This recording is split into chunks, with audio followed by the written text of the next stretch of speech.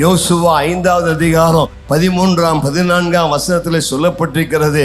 அங்கே யோசுவா எரிகோவின் சமனான வெளிகளை நின்ற பொழுது வானம் உயர, பூமியிலிருந்து வானம் வரைக்கும் ஒரு உயர்ந்த ஒரு மனுஷன் அங்க நின்று கொண்டிருக்கிறான். அவன் கையில் ஒரு உருவன பட்டயத்தோடு நின்று கொண்டிருக்கிறான். யோசுவா அவனை பார்த்து கேட்கிறான், ஐயா, நீர் எங்கள் கட்சியை சேர்ந்தவரா, எதிர்கட்சியை சேர்ந்தவரா, எந்த கட்சியை சேர்ந்தவர் என்று கேட்கிறான். அசலா, நான் எந்த கட்சியை சேர்ந்தவன் அல்ல, நான் சேனையின் அதிபதியாய் வந்திருக்கிறேன். காலில் இருக்கிற பாதரட்சி கலர்ச்சி போடு என்று சொன்னான். இந்த பாதரட்சியை கலர்ச்சி போட்ட பொழுது எரிகோவுல தேவன் யோசுவாவுக்கு ஒரு மாபெரும் வெற்றியை தந்தார். உனக்கு முன்பதாக தடைகள் இருக்கலாம், உனக்கு முன்பதாக கோட்டைகள் இருக்கலாம், உனக்கு முன்பதாக அரண்கள் இருக்கலாம், உனக்கு முன்பதாக சாத்தானே வல்லமைகள் இருக்கலாம். இன்றைக்கு கர்த்தர் சொல்லுகிறார், உனக்காக அநேக ஆசீர்வாதங்கள் உண்டு.